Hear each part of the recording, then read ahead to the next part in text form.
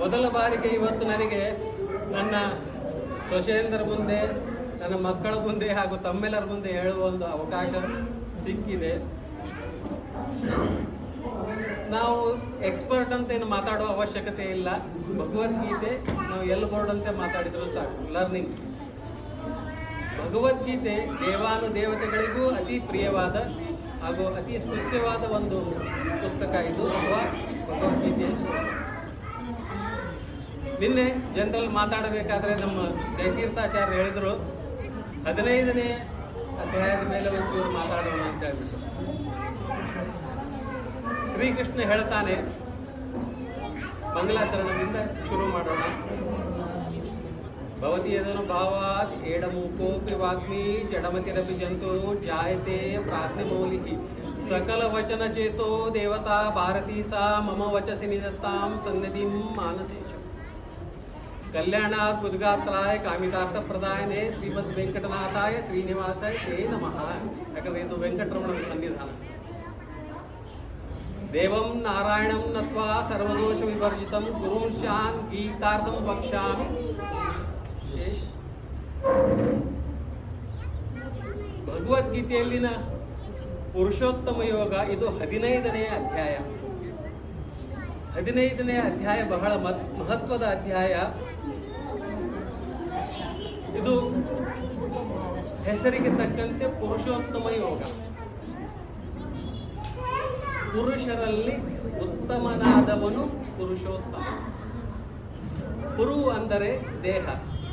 ನವದ್ವಾರೇ ಪುರೇ ದೇಹಿ.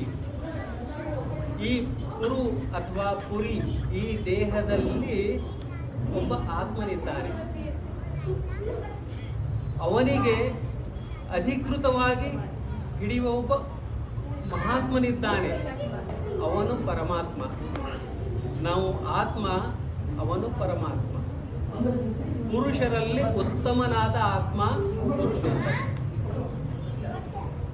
ಈಗ ಒಂದು ಸಂಶಯ ಅಥವಾ ಒಂದು ಪ್ರಶ್ನೆ ಬರ್ತದೆ, ಪುರುಷ ಅಂದರೆ ಸ್ತ್ರೀ ಸಾಮಾನ್ಯರಲ್ಲಿ ಗಂಡಸು ಅಂತ ಒಂದು ಅರ್ಥ.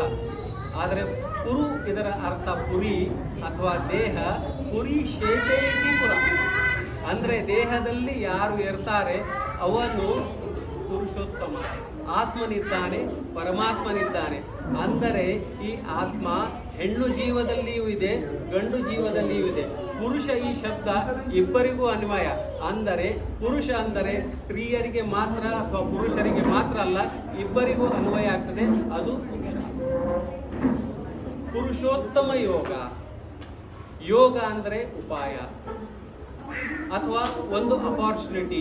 ಯೋಗ ಅಂದರೆ ಯೋಗಾಸನ, ಯೋಗ ಅಂದರೆ ಯೋಗ, ಯೋಗ ಅಂದರೆ ಉಪಾಯ.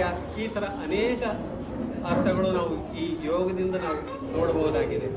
ಪುರುಷೋತ್ತಮ ಯೋಗ ಅಂದರೆ ನಾವು ಯೋಗದಿಂದ ಅಥವಾ ಧ್ಯಾನದಿಂದ ಹೇಗೆ ಆ ಪರಮ ಪುರುಷನನ್ನು ಪಡೆಯಬೇಕು, ಅದು ಪುರುಷೋತ್ತಮ ಯೋಗ ಅಥವಾ ಪುರುಷೋತ್ತಮ ಉಪಾಯದ ಯೋಗ. ಇದರಲ್ಲಿ ಮೊದಲನೇ ಶ್ಲೋಕ,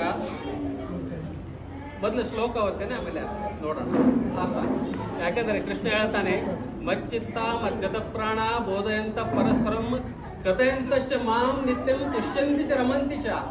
ಅಂದರೆ ಎಲ್ಲೆಲ್ಲಿ ಜನರು ಭಕ್ತರು ಸಿಗ್ತಾರೆ, ಎಲ್ಲೆಲ್ಲಿ ಒಂದು ಸಾತ್ವಿಕ ಜನರಿರ್ತಾರೆ, ಅಲ್ಲಿ ಪರಮಾತ್ಮನ ಬಗ್ಗೆ, ಭಗವಂತನ ಬಗ್ಗೆ ಏನೋ ಒಂದು ನಾಲ್ಕು ನಾವು ಮಾತನ್ನು ಆಡಿದರೆ, ಚರ್ಚೆ ಮಾಡಿದರೆ, ಕೇಳಿಸಿದರೆ, ಸುಮಧ್ವೀಜದಲ್ಲಿ ಬರ್ತದೆ ಬುಧೋ ವಿಧಾನಂ.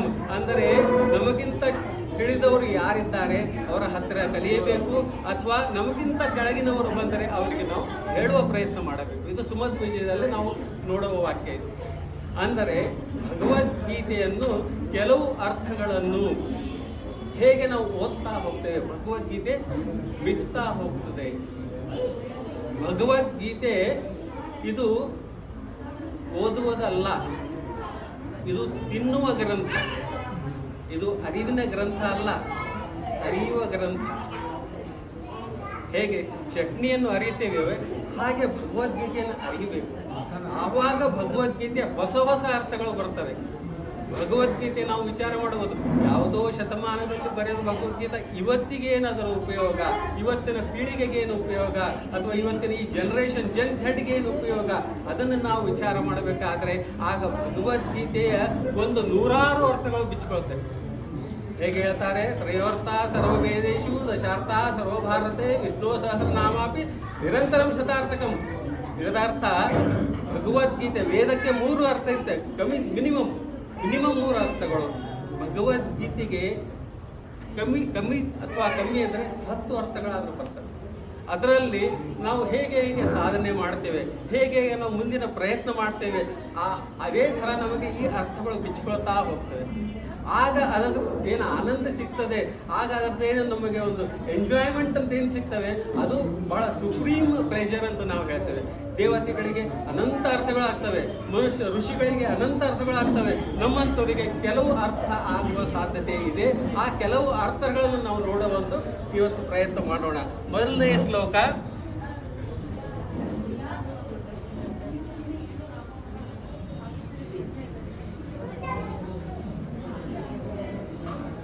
ಊರ್ಧ್ವಮೂಲಂ ಅಧಃಶಾಖಂ ಅಶ್ವತ್ಥಂ ಪ್ರಾಹುರವ್ಯಂ ಛಂದಾಂಸಿ ಯಸ್ಯ ಪರ್ಣಾನಿ ಯಸ್ತಂ ವೇದಸ ವೇದವಿದ.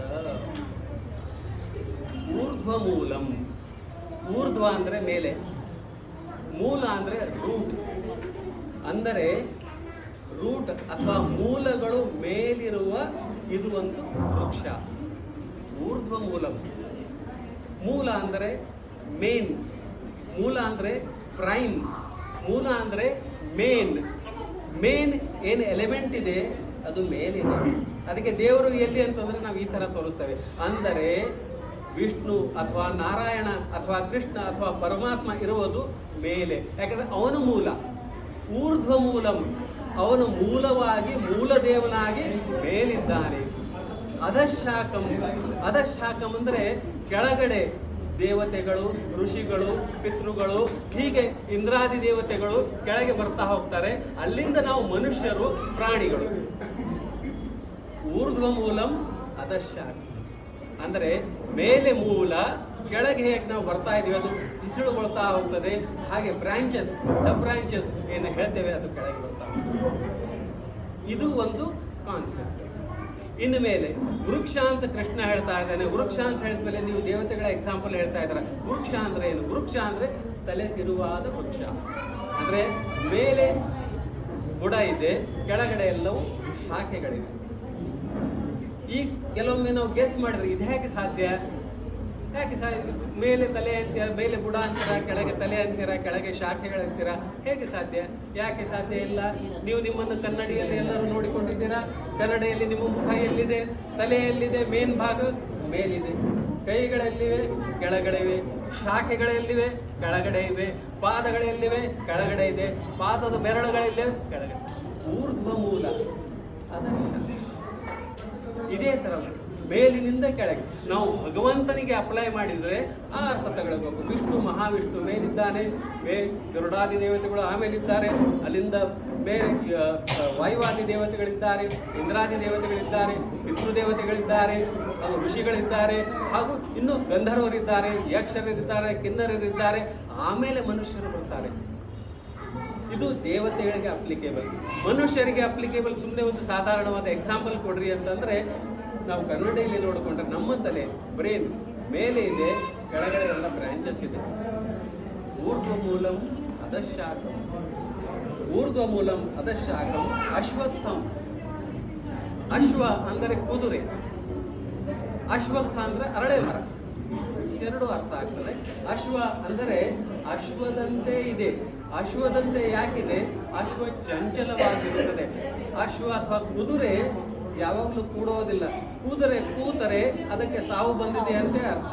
ಕುದುರೆ ನಿಂತಿದೆ ಅಂದ್ರೆ ಅದು ಆಕ್ಟಿವ್ ಆಗಿದೆ. ಅಂದ್ರೆ ಯಾವಾಗಲೂ ಅದು ಚಂಚಲವಾಗಿ ಅಲರ್ಟ್ ಮೋಡ್ ನಲ್ಲಿ ಇರ್ತದೆ. ಅದಕ್ಕೆ ಅಶ್ವದಂತೆ ಇದೆ ಅನ್ನೋ ಎಕ್ಸಾಂಪಲ್ ಶ್ರೀಕೃಷ್ಣ ಹೇಳ್ತಾ ಇದ್ದಾರೆ. ಮುಖ್ಯವಾಗಿ ಅಶ್ವ. ಇನ್ನು ಅಶ್ವತ್ಥ ಅಂತ ಇಟ್ಕೊಂಡ್ರೆ, ಅಶ್ವತ್ಥ ಅಂದರೆ ಅಶ್ವತ್ಥ ಅಥವಾ ಅರಳೆ ಮರ. ಯಾಕೆ ಅರಳೆ ಮರದ ಎಕ್ಸಾಂಪಲ್ ಕೊಟ್ಟ ಅಂದ್ರೆ, ಅರಳೆ ಮರದ ಎಲೆಗಳು ಒಂಥರ ಫ್ರೀ ಹ್ಯಾಂಗಿಂಗ್ ಇರ್ತದೆ. ಆ ಎಲೆಗಳು ಯಾವಾಗಲೂ ರೊಟೇಟ್ ಆಗ್ತಾ ಇರ್ತವೆ, ಮೂಮೆಂಟ್ ನಲ್ಲಿ ಇರ್ತದೆ. ಬೇರೆ ಮರದ ಎಲೆಗಳು, ಮಾವಿನ ಮರದ ಎಲೆಗಳು ಫಿಕ್ಸ್ ಆಗಿ ನಿಂತಿರ್ತವೆ, ಬೇಸಿಗೆಯಲ್ಲಿ ನೋಡ್ರೆ ಅಳ್ಳಾಡೋದಿಲ್ಲ. ಆದರೆ ಎಂಥ ಬೇಸಿಗೆಯಲ್ಲೂ ಗಾಳಿ ಇಲ್ಲದೆ ಇರುವಾಗಲೂ ಆ ಅಶ್ವತ್ಥದ ಎಲೆಗಳು ಯಾವಾಗಲೂ ಮೂಮೆಂಟ್ನಲ್ಲಿ ಇರ್ತವೆ, ಅಥವಾ ರೊಟೇಟ್ ಆಗ್ತಾ ಇರ್ತದೆ, ಅಥವಾ ಅಲ್ಲಾಡ್ತಾ ಇರ್ತದೆ. ಅಂದರೆ ಅಶ್ವತ್ಥದ ಮರದಂತೆ ಅರಳೆಯ ಮರದಂತೆ ಎಲೆಗಳಿವೆ, ಅದಕ್ಕೆ ಅದು ಅಶ್ವತ್ಥ. ಅಂದರೆ ಇದು ಹೇಗಿದೆ, ಚಂಚಲವಾಗಿ ಹೇಗಿದೆ, ಕುದುರೆಯಂತೆ ಚಂಚಲವಾಗಿದೆ. ಅಶ್ವತ್ಥ ವೃಕ್ಷದ ಎಲೆಗಳಂತೆ ಇದು ಯಾವಾಗಲೂ ಚಂಚಲ, ಮೂಮೆಂಟ್. ಈಗ ಒಂದು ಗಂಗಾ ನದಿಯನ್ನು ನೋಡ್ತೇವೆ, ಎಲ್ಲಿ ನೋಡ್ತೇವೆ, ಒಂದು ಬ್ರಿಡ್ಜ್ ಹತ್ರ ನೋಡಿರ್ತೇವೆ. ಗಂಗಾ ನದಿ ಸಾವಿರಾರು ವರ್ಷದಿಂದ ಹರಿತಾ ಇದೆ, ಸಾವಿರಾರು ವರ್ಷಗಳು ಹರಿಯುತ್ತದೆ. ಆದರೆ ಅದೇ ನೀರಾಯಿತು, ಆ ನೀರಲ್ಲ. ಆ ನೀರು ಹರಿದು ಹೋಗಿದೆ, ಮತ್ತೆ ಹೊಸ ನೀರು ಬಂದಿದೆ, ಅದು ಕೂಡ ಗಂಗೆ ನೀರೇ. ಅಂದರೆ ಇದು ಪ್ರವಾಹತಃ ಶಾಶ್ವತ. ಅಂದರೆ ಪ್ರವಾಹ ನಿರಂತರವಾಗಿರ್ತದೆ, ಆದರೆ ನೀರು ಅದೇ ನೀರಲ್ಲ, ನೀರು ಬೇರೆ ನೀರು ಬರ್ತಾ ಇರ್ತದೆ, ನೀರು ಹೋಗ್ತಾ ಇರ್ತದೆ. ಅದೇ ತರಹ ಈ ಜೀವನದಲ್ಲಿ ದೇವತೆಗಳು, ಮನುಷ್ಯರು, ಪ್ರಾಣಿಗಳು ಬರ್ತಾ ಇರ್ತಾರೆ, ಹೋಗ್ತಾ ಇರ್ತಾರೆ. ಇದು ನಿರಂತರ. ಆದರೆ ಅದೇ ನಾನು ಅದಲ್ಲ. ನಾನು ನಿನ್ನೆ ಇದ್ದೆ, ಇವತ್ತಿಲ್ಲ, ನಿನ್ನೆ ಇರಲಿಲ್ಲ, ಇವತ್ತಿದ್ದೇನೆ, ನಾಳೆ ಇರೋದಿಲ್ಲ. ಅಂದರೆ ಪ್ರವಾಹದ ಇದು ನಿತ್ಯವಾಗಿ ನಡೀತಾ ಇರ್ತದೆ. ಅದಕ್ಕೆ ಇದು ಅಶ್ವತ್ಥ, ಚಂಚಲವಾಗಿದೆ, ಯಾವಾಗಲೂ ಮೂಮೆಂಟ್ನಲ್ಲಿ ಇರ್ತದೆ. ಅದಕ್ಕೆ ಇದು ಅಶ್ವತ್ಥ. ಭೂತಮೂಲಂ ಅಧಶಾಖಂ ಅಶ್ವತ್ಥಂ ಪ್ರಾಹುರವ್ಯ. ಪ್ರಾಹು ತಿಳ್ಕೊಳ್ರಿ, ಏನ್ ತಿಳ್ಕೊಳ್ರಿ, ಇದು ಅವ್ಯಯವಾಗಿದೆ. ಅವ್ಯಯ ಅಂದ್ರೆ ವ್ಯಯ ಇಲ್ಲದ್ದು. ಅಂದರೆ ಕಾನ್ಸ್ಟಂಟ್ ಅಥವಾ ಮ್ಯಾಥಮೆಟಿಕ್ಸ್ನಲ್ಲಿ ಕಾನ್ಸ್ಟಂಟ್ ಕೆ ಅಂತ ಹೇಳ್ತೇವೆ. ಕಾನ್ಸ್ಟಂಟ್ ಅಂದರೆ ಯಾವುದೇ ಕಾಲಕ್ಕೂ ಮನುಷ್ಯರು ಇರ್ತಾರೆ, ನಾವಿರ್ತೀವೋ ಇಲ್ಲ ಗೊತ್ತಿಲ್ಲ, ಮನುಷ್ಯರು ಇರ್ತಾರೆ. ಯಾವ ಕಾಲಕ್ಕೂ ಪ್ರಾಣಿಗಳಿರ್ತವೆ, ಯಾವ ಕಾಲಕ್ಕೂ ಪಕ್ಷಿಗಳಿರ್ತವೆ. ಅವು ಅವೇ ಅಂತಲ್ಲ, ಬೇರೆ ಯಾವುದೋ ರೂಪದಲ್ಲಿ, ಅದೇ ಗುಬ್ಬಿ, ಅದೇ ಕಾಗೆ, ಅದೇ ಮನುಷ್ಯರು, ಅದೇ ಪ್ರಾಣಿ ಪ್ರಪಂಚ, ಇದು ಚೇಂಜ್ ಆಗ್ತಾ ಇರ್ತದೆ. ಅದಕ್ಕೆ ಇದು ಅಶ್ವತ್ಥಂ ಪ್ರಾಹುತಂ. ಛಂದಾಂಸಿಯಸ್ಯ ಪರ್ಣಾನಿ. ಛಂದಾಂಸಿ ವೇದಗಳು ಇವೇನಿವೆಲ್ಲ ಅದಕ್ಕೆ ಎಲೆಗಳಿದ್ದಂಗೆ. ಈ ಅಶ್ವತ್ಥ ಮರದ ಎಲೆಗಳು ಇವು ಎಲ್ಲವೂ ಛಂದಾಂಸಿ. ಯಸ್ಯ ಪರ್ಣ ಅಂದರೆ ಎಲೆಗಳು. ಛಂದಾಂಸಿ ಯಸ್ಯ ಪರ್ಣಾನಿ ಯಸ್ತಂ ಸವೇತ ಸವೇತ. ಅಂದರೆ ಯಾರು ಇದನ್ನು ತಿಳ್ಕೊಂಡಿದ್ದಾರೆ ಅವನು ತಿಳ್ಕೊಂಡವನು, ಅವನು ನಿಜವಾದ ಜ್ಞಾನಿ. ಯಾರಿಗೆ ಇದು ಸತ್ಯ ಗುರುತಿದೆಯೋ ಇದು ನಿರಂತರವಾದ ಪ್ರವಾಹ. ನಾವು ನಿನ್ನೆ ಇರಲಿಲ್ಲ, ಅವ್ಯಕ್ತಾದೀನಿ ಭೂತಾನಿ ಅವ್ಯಕ್ತ ನಿಧನಾನ್ನೇವ ಕಾಪರಿದೇವನ. ಗೀತೆಯಲ್ಲಿ ಶ್ರೀಕೃಷ್ಣ ಹೇಳ್ತಾನೆ, ಅವ್ಯಕ್ತವಾಗಿದ್ವಿ ನಾವು, ನಿನ್ನೆ ಅವ್ಯಕ್ತ, ಇವತ್ತು ವ್ಯಕ್ತ. ಇವತ್ತು ನಾನು ಕಾಣಿಸ್ತಾ ಇದ್ದೇನೆ ಈ ದೇಹದಲ್ಲಿ, ನಾಳೆ ಕಾಣಿಸೋದಿಲ್ಲ ಈ ದೇಹದಲ್ಲಿ. ಅಂದರೆ ನಾವೇನು ಅವ್ಯಕ್ತವಾಗಿದ್ದೇವೆ, ಹಿಂದೆ ಅವ್ಯಕ್ತ, ಇವತ್ತು ವ್ಯಕ್ತ, ನಾಳೆ ಮತ್ತೆ ಅವ್ಯಕ್ತ. ಇದು ನಿರಂತರವಾಗಿ ನಡೀತಾ ಇರ್ತದೆ. ಅದಕ್ಕೆ ಇದು ಒಂದು ಪುರುಷೋತ್ತಮವಾಗಿದ್ದು ಹೇಗೆ ನಾವು ಹೇಳ್ತೇವೆ, ರಾಜವಿದ್ಯಾ ರಾಜಗುಹ್ಯ ಯೋಗ.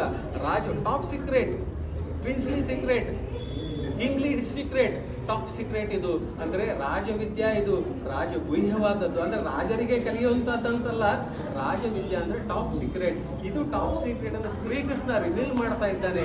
ಯಾಕೆ ರಿವೀಲ್ ಮಾಡ್ತಾ ಇದ್ದಾನೆ? ಇದನ್ನು ಇಷ್ಟು ತಿಳ್ಕೊಂಡ್ರೆ ನಿಮಗೆ ಮೋಕ್ಷ ಸಿಗ್ತದೆ ಅನ್ನೋ ಒಂದು ಆಶ್ವಾಸನೆಯನ್ನು ಶ್ರೀಕೃಷ್ಣ ಭಗವದ್ಗೀತೆಯಲ್ಲಿ ಕೊಡ್ತಾ ಇದ್ದಾನೆ. ಅಂತಹ ಪವಿತ್ರವಾದ ಒಂದು ಭಗವಂತನ ಮುಖದಿಂದ ಬಂದದ್ದು, ಶ್ರೀಕೃಷ್ಣನ ಮುಖದಿಂದ ಬಂದದ್ದು, ಪಂಚಮ ವೇದ ಅಂತ ಕರೆಸಿಕೊಳ್ಳುವುದು ಇದೇ ಪುರುಷೋತ್ತಮ ಅಥವಾ ಶ್ರೀಕೃಷ್ಣ ಹೇಳಿದ್ದು. ಎಲ್ಲ ವೇದಗಳು ಅಪೌರುಷಯ, ಯಾರೂ ಬರೆದದ್ದಲ್ಲ, ಸ್ಮೃತಿ ಶ್ರುತಿಗಳು. ಅದೇ ತರಹ ಈ ಭಗವದ್ಗೀತೆಯಲ್ಲಿ ಶ್ರೀಕೃಷ್ಣ ಸ್ವಂತ ತನ್ನ ಮುಖದಿಂದ ಹೇಳ್ತಾ ಇದ್ದಾನೆ. ಅಂದರೆ ಇದರ ಪಾವಿತ್ರ್ಯ ಅಥವಾ ಇದರ ಒಂದು ಶ್ರೇಷ್ಠತೆಯನ್ನು ನಾವು ಇಲ್ಲಿ ಕಾಣಬಹುದಾಗಿದೆ. ಅದು ಪುರುಷೋತ್ತಮ ಯೋಗ. ಪುರುಷೋತ್ತಮ ಯೋಗ ಅಂದರೆ ಈ ಉತ್ತಮ ಪುರುಷನ ನಾವು ಹೇಗೆ ತಿಳ್ಕೊಳ್ಬೇಕು, ಅದು ಪುರುಷೋತ್ತಮ ಯೋಗ. ಅದನ್ನು ನಾವು ಒಂದು ಶ್ಲೋಕವನ್ನು ನಾವು ನೋಡಿದ್ದೇವೆ. ಅದಶ್ವೋತ್ರಂ ಪುರುಷಾಸ್ತ್ರಸ್ಯ ಶಾಖಾ. ಅಂದರೆ ಇದನ್ನು ಓದ್ತೇನೆ ಅಂದರೆ ಹೇಳೋದಕ್ಕೆ ಅನುಕೂಲ ಆಗ್ತದೆ. ನಿಮಗೆಲ್ಲ ಪಾರಾಯಣ ಮಾಡ್ತೀರ, 15 ಅಧ್ಯಾಯ ಎಲ್ಲ ಗುರುತಿರ್ತದೆ. ಬಟ್ ಅರ್ಧವನ್ನು ನಾವು ಸ್ವಲ್ಪ ನೋಡುವ ಪ್ರಯತ್ನವನ್ನು ಮಾಡೋಣ. ಅದಶ್ಚೋದ್ರಂ ಪ್ರಸುತಾಸ್ತಸ್ಯ ಶಾಖಾ ಗುಣಪ್ರವೃತ್ತ ವಿಷಯ ಪ್ರವಾಲ ಅದಶ್ಚ ಮೂಲಾನ್ಯನುಸಂತತಾನಿ ಕರ್ಮಾನುಬಂಧೀನಿ ಮನುಷ್ಯಲೋಕೆ. ಅಂದರೆ ಇದು ಹೇಗೆ ಬ್ರಾಂಚ್ ಅಥವಾ ಇದೇನು ಡಿವೈಡ್ ಆಗಿದೆಯಲ್ಲ, ಏನು ಮಾಡ್ತದೆ ಇದು? ಕರ್ಮಾನುಬಂಧೀನಿ ಮನುಷ್ಯಲೋಕೆ. ಕರ್ಮಾನುಬಂಧೀನಿ ಮನುಷ್ಯಲೋಕೆ ಅಂದರೆ ನಮ್ಮ ಕರ್ಮಗತಿಗೆ ನಮಗೆ ಗಂಟನ್ನು ಹಾಕುವಂತಹದ್ದು ಇದು ನಮ್ಮ ಈ ಜೀವನ ಅಥವಾ ಸಂಸಾರ ಹೇಗೆ ಗಂಟನ್ನು ಹಾಕ್ತದೆ. ನಾನಿದ್ದೇನೆ, ನನ್ನ ಮಗನಿಗೆ ಮೇಲೆ ಬಹಳ ಅಟ್ಯಾಚ್ಮೆಂಟ್. ಆ ಅಟ್ಯಾಚ್ಮೆಂಟ್ದಿಂದ ನಾನು ಏನು ಮಾಡ್ತೇನೆ, ಏನೇನೋ ಮಾಡಿಬಿಡ್ತೇನೆ. ಅಂದರೆ ಮತ್ತೆ ನಾನು ಬಂಧನಕ್ಕೆ ಒಳಗೆ ಬಿದ್ದೆ. ನನ್ನ ಮೊಮ್ಮಗನಿಗೆ ಅವನಿಗೆ ಒಂದಿಷ್ಟು ಪ್ರಾಪರ್ಟಿ ಮಾಡಬೇಕು, ಅವನಿಗೋಸ್ಕರ ಒಂದಿಷ್ಟು ಪ್ಲಾಟ್ ತಗೋಬೇಕು, ಅಂದರೆ ನಾನು ಮತ್ತೆ ಬಂಧನದಲ್ಲಿ ಬಿದ್ದೆ. ಮೋಹ, ವ್ಯಾಮೋಹ ಭಾಗವತದಲ್ಲಿ ಬರ್ತದೆ ಇಂಥ ಶ್ಲೋಕಗಳು. ಅವನು 7 ಪೀಳಿಗೆ ಆಗುವಷ್ಟು ಮಾಡ್ತೇವೆ, 21 ಪೀಳಿಗೆ ಆಗುವಷ್ಟು ಮಾಡುವುದು ನಮಗೆ ಒಂದು ಆಸೆ ಇರ್ತದೆ. ಅಂದರೆ ಕರ್ಮಾನುಬಂಧೀನಿ ಮನುಷ್ಯ ಲೋಕೆ, ಇದನ್ನು ನೀವು ಅರ್ಥ ಮಾಡಿಕೊಳ್ಳಿ. ನಿಮಗೆ ಅದಕ್ಕೆ ಜ್ಞಾನಿಗಳು ಹೇಳ್ತಾರೆ, ಸಂತ ತುಕಾರಾಮ ಮಹಾರಾಜರಿಗೆ ಹೆಂಡತಿ ಬಹಳ ಕಾಟ ಕೊಡ್ತಿದ್ಲು. ಅವಳು ಹೇಳಿದ್ರು ಬಹಳ ಒಳ್ಳೆಯದಾಯಿತು, ದೊಡ್ಡ ಸಂತರಾಗ್ಬಿಟ್ರು. ಏಕನಾಥ ಮಹಾರಾಜರಿಗೆ ಹೆಂಡತಿ ಬಹಳ ಅನುಕೂಲವಾಗಿದ್ಲು. ಅವರು ಭಗವಂತನಿಗೆ ಒಂದು ಧನ್ಯವಾದ ಹೇಳ್ತಾರೆ, ಇಷ್ಟೊಂದು ಅನುಕೂಲ ಪತ್ನಿ ಇದ್ದಾಳೆ, ಧರ್ಮವನ್ನು ಮಾಡಬಹುದು. ಅಂದರೆ ಜ್ಞಾನಿಗಳಿಗೆ ಯಾವುದೇ ಒಂದು ಸುಖವಾಗಲಿ ಅಥವಾ ದುಃಖವಾಗಲಿ ಒಂದೇ ಥರವಾಗಿ ನೋಡ್ತಾರೆ. ಅಂದರೆ ವಿರುದ್ಧವಾದ ಪತ್ನಿ ಇದ್ದರೂ ಅವರು ತಮ್ಮ ಸಾಧನೆಗೆ ಯೋಗ್ಯತೆಯನ್ನು ಮಾಡಿಕೊಂಡರು, ಅಥವಾ ಅನುಕೂಲವಾಗಿದ್ದರೂ ಕೂಡ ಅದನ್ನು ಮಾಡಿಕೊಂಡರು. ಅಂದರೆ ಈ ಕರ್ಮ ಬಂಧನದಲ್ಲಿ ಸಿಲುಕಿಕೊಳ್ಳಲಿಲ್ಲ. ಅದನ್ನು ನಾವು ಜ್ಞಾನಿಗಳಿಂದ ಕಲಿಬೇಕಾಗಿದೆ. ಇಂಥ ಅನೇಕ ನುಡಿಮುತ್ತುಗಳು ತುಂಬಿದೆ ಇದು ಒಂದು ರತ್ನ, ಅದು ರತ್ನ ಖಚಿತವಾದ ಒಂದು ಗ್ರಂಥ. ದೊಡ್ಡ ಸ್ವಾಮಿಗಳಾದರೆ ಒಂದೊಂದೇ ಅಕ್ಷರದ ಮೇಲೆ ಒಂದೊಂದು ಗಂಟೆ ಮಾತಾಡುವಷ್ಟು ಅವರಿಗೆ ಯೋಗ್ಯತೆ ಇರ್ತದೆ. ನಾವು ಎಷ್ಟಾಯಿತು ಅಷ್ಟು ನಾವು ಮಚ್ಚಿತ ಮದ್ಗತ ಪ್ರಾಣ ಬೋಧೆಯಂತ ಪರಸ್ಪರ ನಾವು ಎಷ್ಟಾಯಿತು ಅಷ್ಟನ್ನು ಸತ್ಸಂಗ ಮಾಡಿದರೆ ಅದರಿಂದ ಬಹಳ ಭಗವಂತನಿಗೆ ಅತಿ ಪ್ರಿಯವಾದದ್ದು. ಹೇಗೆ ಭಗವಂತ ಹೇಳ್ತಾನೆ, ಇದಂತೆ ನಾ ತಪಸ್ಕಾಯ ನಾ ಭಕ್ತಾಯ ಕದಾಚನ ನ ಶೂಷ್ಯವೇ ವಚಮಾಂ ಯೋಗ್ಯ ಸುವೇದಿ. ಯಾರು ಅಸೂಯೆ ಪಡ್ತಾರೆ, ಯಾರನ್ನ ಭಕ್ತರಲ್ಲ ಅವರಿಗೆ ಈ ಶ್ಲೋಕಗಳನ್ನು ಹೇಳಿ ಅದನ್ನೇ ಮತ್ತೆ ಅಪೋಸಿಟ್ ಆಗಿ ಹೇಳ್ತಾರೆ. ಯಾರು ಇಮಂ ಪರಮಂ ಭಕ್ತಂ ಭಕ್ತಿ ಅಭಿಷ್ಯತಿ, ಅಂದರೆ ಯಾರು ನನ್ನ ಭಕ್ತರಿಗೆ ಇದನ್ನು ಹೇಳ್ತಾರೆ ಅಂತಹವನು ನನಗೆ ಪ್ರಿಯನಾದ ಮನುಷ್ಯ ಅಂತ ಶ್ರೀ ಭಗವದ್ಗೀತೆಯ 18ನೇ ಶ್ಲೋಕದಲ್ಲಿ ಶ್ರೀಕೃಷ್ಣ ಪರಮಾತ್ಮ ಹೇಳ್ತಾ ಇದ್ದಾನೆ. ಅಂತಹ ಪುರುಷೋತ್ತಮ ಯೋಗ ಇದು. ಅಂದರೆ ಹೇಗೆ ಮೇಲೆಗಳು ರೆಂಬೆ ಇದೆ, ಕೆಳಗಡೆಗಳು ರೆಂಬೆ ಇದೆ. ಇದು ಏನು ಮಾಡ್ತಂದ್ರೆ ಕರ್ಮಾನುಬಂಧೀನಿ ಮನುಷ್ಯ ಲೋಕೆ. ಇನ್ನು ಮೇಲೆ ಮುಂದಿನ ಒಂದು ಶ್ಲೋಕ, ನ ರೂಪಮತ್ಸೇಹ ತಥೋಪಲಭ್ಯತೆ ನಾಂತೋ ನ ಚಾದಿರ್ನ ಚ ಸಂಪ್ರತಿಷ್ಠ ಅಶ್ವತ್ಥಮೇನಂ ಸುವಿರೂಢ ಮೂಲ ಅಸಂಗ ಶಸ್ತ್ರೇಣ ಪುಡೇನ ಚಿತ್ವ. ಅದಕ್ಕೆ ನಾವು ಏನು ಮಾಡಬೇಕು ಇದಕ್ಕೆ? ಇದು ಒಂದು ಕರ್ಮ ಬಂಧನ ಮಾಡುವ ಎಲ್ಲರಿಗೂ ಒಂದು ಆಸೆ ಇದ್ದೇ ಇರ್ತದೆ. ನನಗೆ ಹಣ ಮಾಡಬೇಕು, ನನಗೆ ಪ್ರಾಪರ್ಟಿ ಮಾಡಬೇಕು, ನನಗೆ ಇದು ಬೇಕು. ಈ ಬೇಕುಗಳ ಒಂದು ಮಂತ್ರ ಏನಿದೆ ಅಲ್ಲ, ಇದು ನಿರಂತರವಾಗಿ ನಮ್ಮಲ್ಲಿ ನಡೀತಾ ಇರ್ತದೆ. ಅದಕ್ಕೆ ನಾವು ಯಾವಾಗ ಸಾಕು ಮಂತ್ರವನ್ನು ಶುರು ಮಾಡ್ತೇವೆ, ಸಾಕು ಸಾಕು ಸಾಕು, ಆವಾಗ ಡಿಟ್ಯಾಚ್ ಆಗ್ತವೆ. ಅಂದರೆ ಇದು ಕಡಿಲಿಕ್ಕೆ ಬರಲಾರದಂತಹ ಒಂದು ಈ ಚಕ್ರದಿಂದ ನಾವು ಹೇಗೆ ಬೇರೆ ಮಾಡಬೇಕಂದ್ರೆ ಭಗವಂತನೆಯಲ್ಲಿ ಕ್ಲೂ ಕೊಡ್ತಾ ಇದ್ದಾನೆ. ಅಸಂಗ ಶಸ್ತ್ರೇಣ, ಅಸಂಗ ಶಸ್ತ್ರ ಅಂದರೆ ವೆಪನ್ ನೈಫ್ ಏನಾದ್ರು. ಅಸಂಗ ಅದೆಂತ ಶಸ್ತ್ರ ಇರ್ತದೆ ಅಸಂಗ ಅಂತಂದ್ರೆ ಕಣ್ಣಿಗೆ ಕಾಣಿಸೋದಿಲ್ಲ. ಅಸಂಗ ಅಂದರೆ ಅದು ಫಿಸಿಕಲಿ ನೋಡುವಂತಹ ಶಸ್ತ್ರ ಏನಲ್ಲ. ಅಸಂಗ ಅಂದರೆ ಡಿಟ್ಯಾಚ್ಮೆಂಟ್. 13ನೇ ಅಧ್ಯಾಯದಲ್ಲಿ ಭಗವಂತ ಹೇಳ್ತಾನೆ, ಪುತ್ರದಾರ ಗ್ರಹಾದಿಶು, ಮನೆಗಾಗಲಿ ಮಕ್ಕಳಿಗೆ ಮಕ್ಕಳಿಗಾಗಲಿ ಅಧ್ಯಾತ್ಮ ನಿತ್ಯವಾಗಿಯೂ ನಾವು ಅಧ್ಯಾತ್ಮ ಜ್ಞಾನವನ್ನು ಅದರ ಒಂದು ಪರಿಪಾಠವನ್ನು ಮಾಡಿಕೊಳ್ಳಬೇಕು. ಹಾಗೆ ಅದೇ ತರವಾಗಿ ಅಧ್ಯಾತ್ಮ ಜ್ಞಾನ ನಿತ್ಯತ್ವಂ ತತ್ವಜ್ಞಾನಾರ್ಥ, ಅಂದರೆ ತತ್ವಜ್ಞಾನವೇ ಒಂದು ಅತ್ಯಂತವಾದ ಶ್ರೇಷ್ಠವಾದ ಜ್ಞಾನ. ಇತಿ ಜ್ಞಾನ ಪ್ರೋಕ್ತಂ, ಅದನ್ನೇ ನಾವು ಜ್ಞಾನವಂತ ಕರಣ, ಅನ್ಯಥಾ ಅದೆಲ್ಲವೂ ಜ್ಞಾನವೇ ಅಲ್ಲ ಅನ್ನೋ ಮಾತನ್ನು 13ನೇ ಅಧ್ಯಾಯದಲ್ಲಿ ಶ್ರೀಕೃಷ್ಣ ಹೇಳ್ತಾ ಇದ್ದಾನೆ.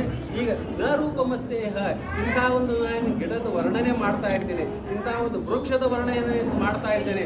ಮೇಲೆ ಬುಡ ಇದೆ, ಕೆಳಗಡೆ ಬ್ರಾಂಚಸ್ ಇದೆ. ಇಂತಹ ಒಂದು ನಾನು ರೂಪಮಸ್ಯ, ಈ ಥರದ ವೃಕ್ಷ ಕಣ್ಣಿಗೆ ಕಾಣಿಸುವುದಿಲ್ಲ. ಯಾವ ವೃಕ್ಷ ಕಣ್ಣಿಗೆ ಕಾಣಿಸುವುದಿಲ್ಲ ಅದನ್ನು ಛೇದನ ಮಾಡೋದು ಹೇಗೆ, ಅದನ್ನು ಕಟ್ ಮಾಡೋದು ಹೇಗೆ? ಅಸಂಗ ಶಸ್ತ್ರೇಣ, ಅಂದರೆ ಎಲ್ಲದರಲ್ಲೂ ಡಿಟ್ಯಾಚ್ಮೆಂಟ್. ಈ ಡಿಟ್ಯಾಚ್ಮೆಂಟ್ ಇವತ್ತು ನಾಳೆ ಈ ಮೆಡಿಟೇಷನ್ ಕ್ಲಾಸ್ಗಳಲ್ಲಿ ಎಷ್ಟೋ ಜನ ಒಂದು ಇದರಲ್ಲಿ ಡಿಟ್ಯಾಚ್ಮೆಂಟ್ ಬಗ್ಗೆ ಬಹಳ ಮಾತಾಡ್ತಾರೆ. ಡಿಟ್ಯಾಚ್ಮೆಂಟ್ ಬಗ್ಗೆ ದೀಪಕ್ ಚೋಪ್ರಾ ಅಂತ ಮೋಟಿವೇಶನಲ್ ಬುಕ್ಸ್ ಬರೀತಾನೆ. ಏನು ಒಂದೇ ವಾಕ್ಯ ಡಿಟ್ಯಾಚ್ಮೆಂಟ್ ಮೇಲೆ ಬರೀತಾನೆ ಅವನು, ನೀವು ಡಿಟ್ಯಾಚ್ ಫ್ರಮ್ ಯುವರ್ ಪ್ರಾಪರ್ಟಿಯಲ್ಲಿ. ಅಂದರೆ ಅಂತಹ ಡಿಟ್ಯಾಚ್ಮೆಂಟ್ ಅಂದರೆ ನಾವು ಈಗ ಅದೇ ಹೇಗೆ ಸಾಧ್ಯ? ಅಸಕ್ತಿರನ ವಿಶ್ವಂಗ ಪುತ್ರದಾರ ಗ್ರಹಾದಿಶು ನಿತ್ಯಂಚ ಸಮಚಿತ್ತತ್ವ ನಿಷ್ಠೋಪಪತ್ತಿಶು 13ನೇ ಅಧ್ಯಾಯದಲ್ಲಿ ಹೇಳ್ತಾನೆ. ಅಂದರೆ ಅಸಕ್ತಿ ಅಂದರೆ ಅತಿ ಆಸಕ್ತಿ ಇಡಬೇಡ, ಅತಿ ಆಸಕ್ತಿ ಬೇಡ. ಅಸಕ್ತಿ ಅನವಿಶ್ವಂಗ ಪುತ್ರ, ಮಗ ದಾರ ಹೆಂಡತಿ ಗೃಹ ಮನೆ ಈ ಮೂರರಲ್ಲಿ ಅತಿಯಾದ ಆಸಕ್ತಿ ಬೇಡ. ಎಷ್ಟಕ್ಕ ಅಷ್ಟೇ. ಹೆಂಡತಿ ಅಂತಾಳೆ ಗಂಡ, ಹೌದು ನಾನು ಗಂಡ. ಮಗ ಅಂತಾರೆ ನೀವು ತಂದೆ, ಹೌದು ನಾನು ತಂದೆ. ಮಗಳು ಹೇಳ್ತಾಳೆ ನೀವು ನಮ್ಮ ಅಪ್ಪ, ಹೌದು ನಾನು ನಿಮ್ಮಪ್ಪ. ನಿಜವಾದ ಅರ್ಥದಲ್ಲಿ ನಾವು ಯಾರಿಗೂ ಅಪ್ಪ ಅಲ್ಲ, ಯಾರಿಗೂ ತಂದೆ ಅಲ್ಲ, ಯಾರಿಗೂ ಅಣ್ಣನಲ್ಲ, ಯಾರಿಗೂ ಮಕ್ಕಳಲ್ಲ, ಯಾರಿಗೂ ಏನೂ ಅಲ್ಲ. ಹೇಗೆ ಗಂಗೆಯಲ್ಲಿ ಹರಿದು ಬರುವ ಒಂದು ಉಸುಕಿನ ಕಣಗಳಿರ್ತವೆ, ಅವು ಒಂದಕ್ಕೊಂದು ಬ್ರಷ್ ಮಾಡಿ ಮತ್ತೆ ಬೇರೆ ಆಗ್ತವೆ. ನಮ್ಮ ಸಂಸಾರದಲ್ಲಿ ನಾವು ಹೆಂಡತಿ, ಮಕ್ಕಳು, ಗಂಡ, ಬಂಧು ಬಾಂಧವರು, ಮಿತ್ರರು ಈ ಉಸುಕಿನ ಕಣಗಳಂತೆ ಎಷ್ಟೋ ಒಂದು ಕ್ಷಣದಲ್ಲಿ ನಾವು ಒಂದು ಬಾಗ್ತೇವೆ, ಆಮೇಲೆ ಬೇರೆ ಆಗ್ತವೆ.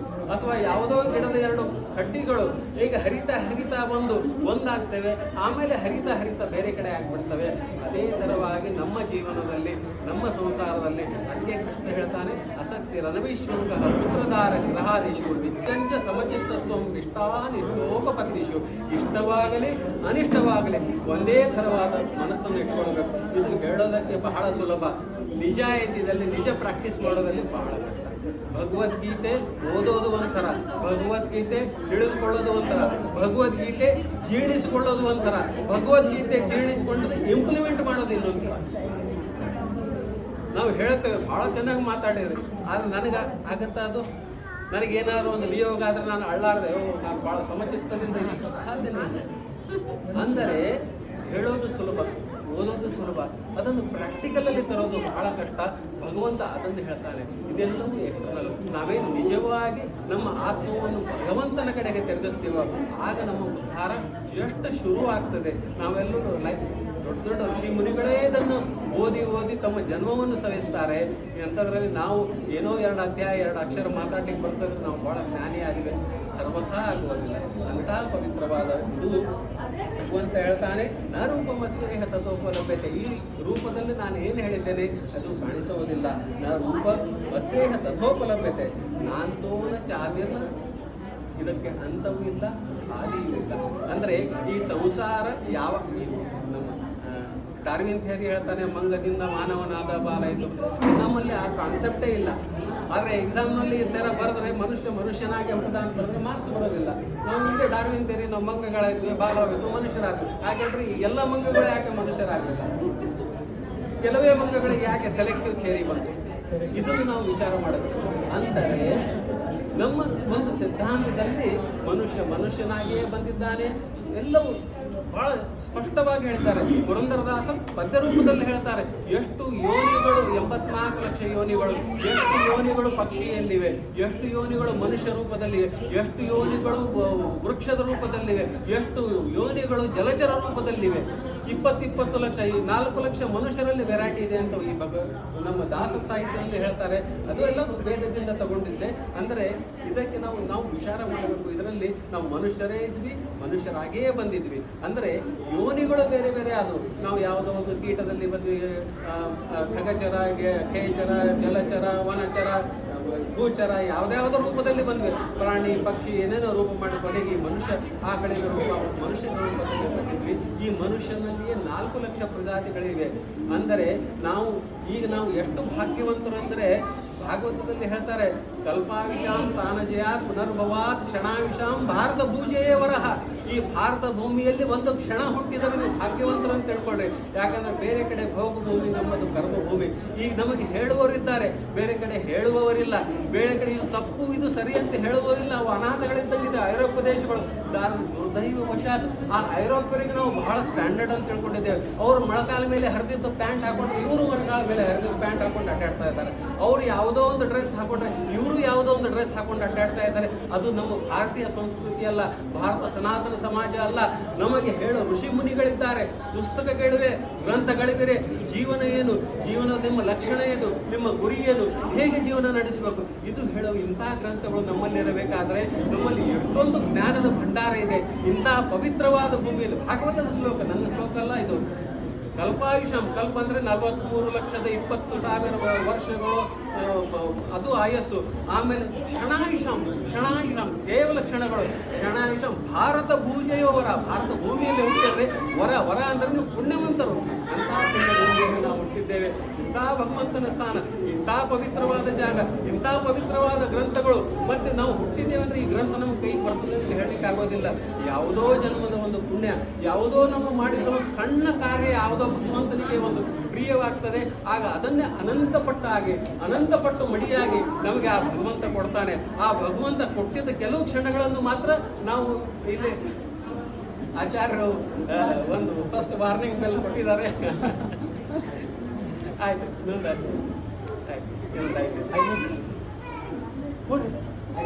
ಏನೋ ಒಂದೇ ಶ್ಲೋಕ ಆಯ್ತು.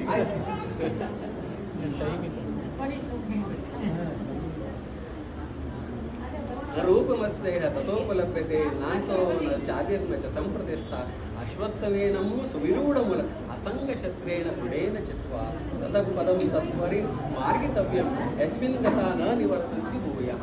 ಭಗವಂತ ಹೇಳ್ತಾನೆ, ನೀವು ಈ ಅಸಂಗ ಶಸ್ತ್ರದಿಂದ ಇದನ್ನು ಡಿಟ್ಯಾಚ್ ಆಗಿಬಿಟ್ರೆ, ಭಗವಂತನಲ್ಲಿ ಮನಸ್ಸಿಟ್ಟರೆ ನೀವು ಯಾವ ಲೋಕಕ್ಕೆ ಬರ್ತೀರಾ ಅಂದರೆ ಅಲ್ಲಿಂದ ವಾಪಸ್ಸೇ ಬರೋದಿಲ್ಲ ನೀವು.